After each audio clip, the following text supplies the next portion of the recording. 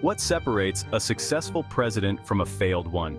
Is it their charisma, their policies, or something deeper that shapes their time in office? Much of the answer lies in the team they build, their cabinet. The people a president chooses to surround themselves with can make all the difference. A president's cabinet is the foundation of their administration, acting as both advisors and implementers of policy. If it's strong, the government can weather any storm, from economic crises to international conflicts, and emerge even stronger. The best presidents choose experts with integrity, encourage honest debate, and foster teamwork.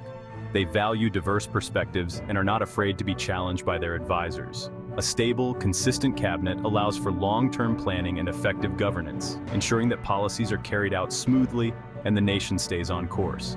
In contrast, presidents who fill their cabinets with unqualified friends or loyalists often face chaos, poor decisions, and scandal. Loyalty alone cannot substitute for competence or experience. High turnover and constant resignation signal dysfunction and erode public trust. When key officials leave frequently, it disrupts progress and weakens the administration's credibility. Scandals and corruption don't just damage reputations, they undermine faith in government for generations, making it harder for future leaders to earn the public's trust. The quality of a president's cabinet is a direct reflection of their leadership. It shows whether they value expertise, integrity, and the nation's best interests. History shows that great leaders surround themselves with capable, independent thinkers, people who are willing to speak truth to power and offer new solutions. While failed presidents preside over dysfunctional teams, unable to unite their administration or inspire confidence in the country, ultimately, a president's legacy is shaped as much by their judgment in choosing a team as by their own actions. The right team can elevate a presidency, while the wrong one can bring it down. Abraham Lincoln's team of rivals is legendary. He appointed his fiercest political opponents to top posts, valuing talent over loyalty. Lincoln understood that surrounding himself with the brightest minds, even those who disagreed with him, would lead to better decisions for the country. This bold approach was unprecedented at the time and showed his deep commitment to the nation's well-being over personal comfort. Their heated debates, managed skillfully by Lincoln, led to stronger policies and helped save the Union during the Civil War. The diversity of opinions in the room forced Lincoln to consider every angle, ultimately strengthening his leadership and the country's resolve in its darkest hour. George Washington set the first example, choosing brilliant minds like Hamilton and Jefferson, who were not only talented but also held sharply contrasting visions for America's future. Their opposing views shaped the nation's foundation, sparking debates that defined the roles of government, finance, and individual rights. Washington's willingness to embrace such conflict demonstrated his wisdom as a leader. Washington's ability to balance their rivalry established a stable government and lasting precedents. His cabinet meetings became a model for future administrations, showing that healthy disagreement can lead to progress.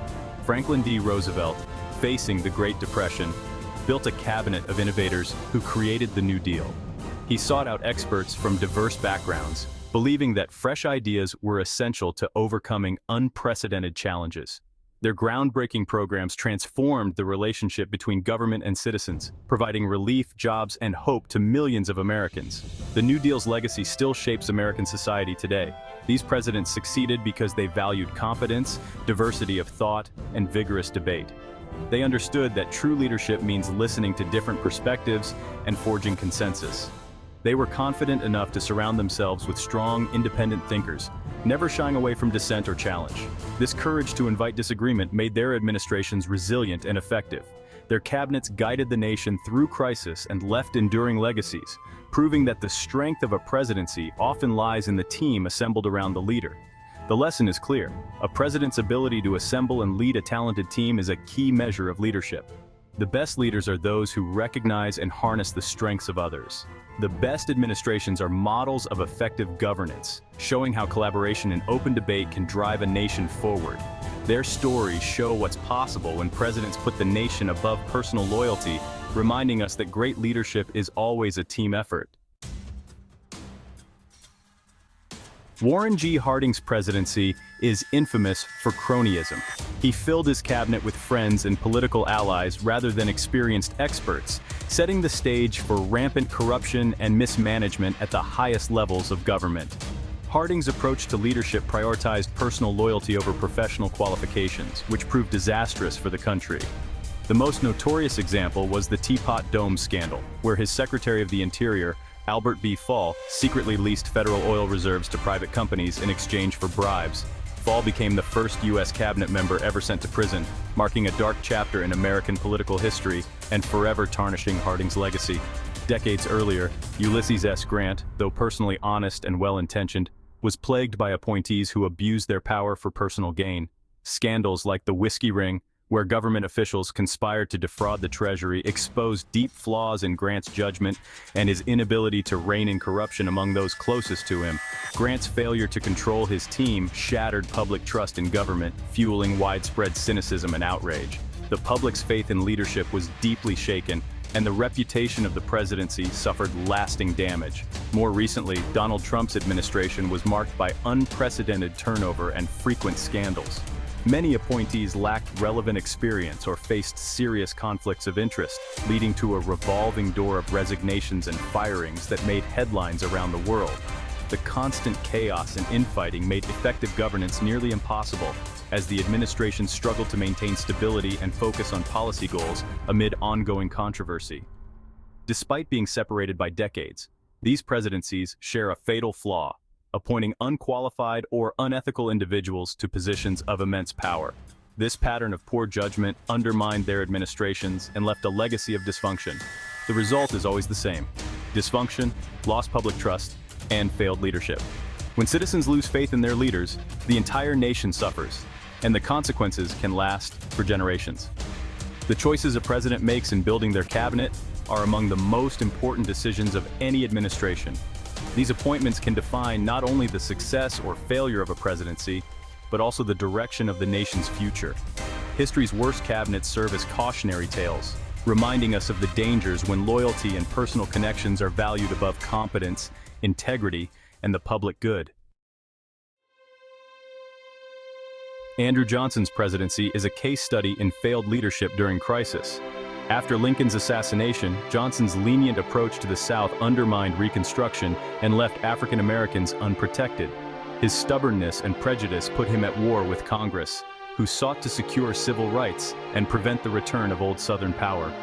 Johnson vetoed key legislation, emboldening former Confederates and allowing discriminatory black codes to spread. The conflict escalated to impeachment. He was the first president to face it, losing all credibility. By sabotaging Reconstruction, Johnson allowed racial oppression to take root for generations. His presidency is a tragic lesson in how personal failings and an inability to work with others can deeply wound a nation. James Buchanan's presidency is remembered for inaction as the nation slid toward civil war. Facing a country divided over slavery, Buchanan avoided confrontation, hoping the crisis would resolve itself. He supported pro-slavery policies, deepening North-South divisions. When Southern states began seceding after Lincoln's election, Buchanan did nothing, claiming he lacked constitutional power to act. His passivity allowed the Confederacy to form and prepare for war. By the time he left office, the Union was broken and civil war was inevitable. Buchanan failed the most basic test of leadership: preserving the nation. His weak, indecisive leadership ensured disaster. He didn't cause the Civil War, but his inaction made it unavoidable. Warren G. Harding's presidency is defined by corruption, not policy. Elected on a promise of normalcy, Harding filled his cabinet with friends from Ohio, the infamous Ohio Gang. They saw public office as a path to personal gain, leading to scandals like Teapot Dome, where the Secretary of the Interior went to prison for taking bribes. Other officials defrauded the government and abused their power, while Harding failed to control or oversee them. Though not personally implicated, Harding's poor judgment and lack of oversight allowed corruption to flourish. He died before the full extent of the scandals became public, but his legacy was already tarnished. Harding's story is a warning about the dangers of cronyism and the need for ethical, qualified leaders. His failure left a dark stain on the presidency. History remembers him as one of America's worst leaders. Donald Trump's presidency was marked by extraordinary instability and a revolving door cabinet. Key positions changed hands frequently, making long-term policy nearly impossible. Many appointees lacked experience or were openly hostile to the agencies they led. The focus on loyalty over expertise led to poor decisions and sidelined career professionals. Scandals and ethical investigations were constant, eroding public trust and damaging morale. The result was a government in perpetual crisis, with weakened institutions and degraded democratic norms. Trump's administration is a modern lesson in how poor management and personnel choices can cripple effective governance. The failures of presidents like Johnson, Buchanan, and Harding left deep scars on American democracy. Johnson's sabotage of Reconstruction entrenched racial injustice for generations. Buchanan's passivity in the face of secession showed how weak leadership can threaten the republic's survival. Harding's corruption destroyed public trust, making citizens cynical about government. When leaders fail, the entire nation suffers. Progress stalls, unity fractures, and faith in democracy erodes. These examples show that democracy depends on competent, ethical leadership. Scandal and inaction weaken the foundations of the republic. The consequences of failed presidencies ripple through history, threatening civil rights, national unity, and public trust. Democracy is not guaranteed. It must be protected by wise, principled leaders. The stories of these failures are warnings for the present and future. History's failed presidencies teach us that democracy is fragile and demands active citizenship.